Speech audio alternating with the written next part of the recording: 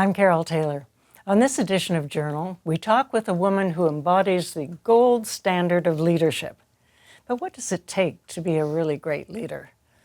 Crystal Smith, Chief Counsellor of the Haisla Nation from 2016 to 2025, was a major public voice supporting LNG Canada and Kitimat at a time when opposition was vocal and often vicious. But she stood her ground. Crystal believed that only through economic development would she be able to help lift her people out of poverty and despair. And she did it. LNG Canada is now operational, and Cedar LNG, the world's first to be majority owned by an Indigenous nation, is on its way. Today, if you visit the Haisla Nation, as I have, you will see a large recreation center hosting sporting and cultural events, a beautiful health center offering mental health and addiction support, as well as seeing to the basic medical needs of the community. Overall, there's a sense of confidence and well-being in the Haisla Nation. Much gratitude is owed to Crystal and former Chief Ellis Ross. But what did it take to become the leader Crystal is today? Well, it wasn't easy.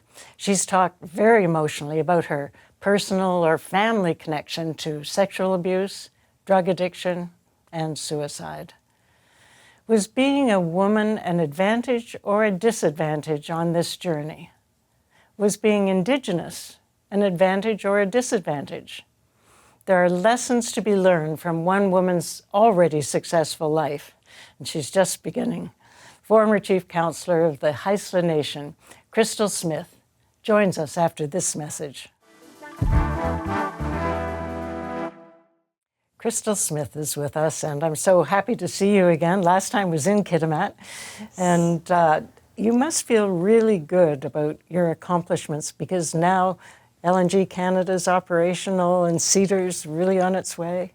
Yes, seeing ships dock at LNG Canada and the flare going and all the momentum that they've put into the first cargo leaving Canadian waters on July 1st. It's absolutely amazing to see that project come to fruition. And I live on a part of our reserve, what we refer to as the upper bench. And as I drive down the hill, the mountainside every day, I can see Cedar, the construction happening on site and the clearing and just the busyness back in our community for that build. It's absolutely amazing to see. I think it's so important to acknowledge people's success, but I'm always looking behind and thinking, well, what makes a leader so successful? Like, what are the ingredients? And for someone like you, tell me about your childhood, growing up. What were the challenges and the pluses? I grew up my entire life on our reserve. I grew up right on the waterfront. A street called Haisla Boulevard. I grew up with my grandparents, my mom's parents, in a it was 5-bedroom. I don't even know if you'd consider one of them a bedroom because it was so small. But I grew up in that household with my identical twin sister, Liana. Both of my parents, my mom and my stepfather, and 2 uncles, and both my grandparents in this small house. And we were one thing that, although I know that it had to do with the poverty and the lack of housing and the lack of resources in our community. On the flip side of that, I grew up in a very loving, caring, enriched environment where there was always somebody home. There was always somebody there taking care of us, and grew up very close with my grandparents. At one point, my stepfather and my mom moved to the Lower Mainland. They moved to Surrey so that my dad could go to university, and my twin and I remained in the community with my grandmother because we couldn't leave her. So our bond with her was very close. As for the external component of it, I always refer to it as growing up in a time that it wasn't so popular to be Indigenous. There was a lot of negative I guess, negative discussions that constantly happened around us, around myself growing up, around just the statistics, and essentially that conversation of statistics when it came to Indigenous, particularly Indigenous girls, set a really low bar of expectation as to what I would amount to as an adult. You know, we had high rates of unemployment, grade point average and success rate even of graduating high school wasn't something that was expressed as an expectation. It was more of an expectation that I would drop out and that I would become a young mother and I would be dependent on welfare. And it wasn't so much, the people in my everyday life. It was just conversations that were happening at different levels, whether it be leadership in our community, parents of our basketball team, other parents, and just you just hear those the negative aspects of being Indigenous. And so I always thought that, growing up, when I'd play basketball, I'd pass our band office and would look up to the band office because it was on the hill behind my grandparents' house. Or I would look across the channel at what was known as Alcan back then and think there wasn't really much opportunity. So I was either going to be, a janitor, and I'm not saying that, having a career being a janitor or a front desk receptionist is by any means demeaning. I love cleaning. Anybody that knows me knows that I love a clean environment. I'm very organized. Or I was going to be the front desk receptionist. And those were really the only opportunity that I would have because I'm from the community, and it's an Indigenous run organization. And it gets in your head, what you think of yourself is often what other people are thinking of you. Yes. You're very honest about some of the traumas that you had to endure. You've talked about sexual abuse, addiction, suicide. Can you elaborate on that? A part of those statistics are a lot of what you've just mentioned in terms of what most Indigenous people have to endure in our lives. I think about the impacts of residential schools, 60 Scoop, that have had in our communities. A lot of the survivors came back home into our communities, growing up in an environment where a lot of those circumstances unfortunately happened to them within the walls of a school. So they came back to community, one, feeling disconnected, and some of them not even welcome back into our communities, which created a lot of an unhealthy environment. I'm a first generation removed. I didn't attend residential school. I attended a day school when I was younger. My stepfather, my biological father, my grandfather all attended residential school, to which each of them have their, like all the survivors, they all have their own stories. But alcohol became a massive issue in our community and a lot of our lives, and created a lot of dysfunction. So I've personally experienced sexual abuse. I've unfortunately. How did you get past that? I was really, really young when that happened, and again, I at that point still lived with my grandparents and both my mom and my stepdad. I just shared this story a couple of days ago with my partner, and my grandmother ended up ill in the hospital, and very young, I would help look after her, stay the night with her in the hospital so that she didn't have to be alone there. And the one night that it was my turn to stay there, the family, the person that abused me was ended up with cancer. And it just so happened that my grandmother's room was right next door. And I was there in the, just on the other side of the wall when he passed away. And, sorry. I felt it was meant to be that I was there that night. And I felt as he moves on to wherever his soul is destined to, that I too would let it go. And that I would do everything in my power to, when I had my own kids, that nothing like that would happen to them. Sorry.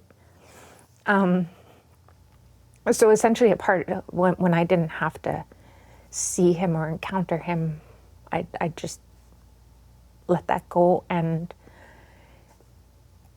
growing up, hearing all the negative aspect of being Indigenous and the lowered expectations I always felt, it's in my personality to prove people wrong. And probably one of the major factors in how strong you are and what an incredible leader. We're going to take a short break and be right back. Who knows where our strength comes from? But I would say, Crystal, often it's a story like yours that says it was some difficult time, and when you come out the other side, you're stronger. And I watched you when you were first chief, and it was amazing because it was at a time that LNG was not popular, and our provincial government was against it, politicians were against it, all kinds of people spoke against it, including quite a few First Nations. And then there you were with your strong voice saying, I think this is an important thing for my community.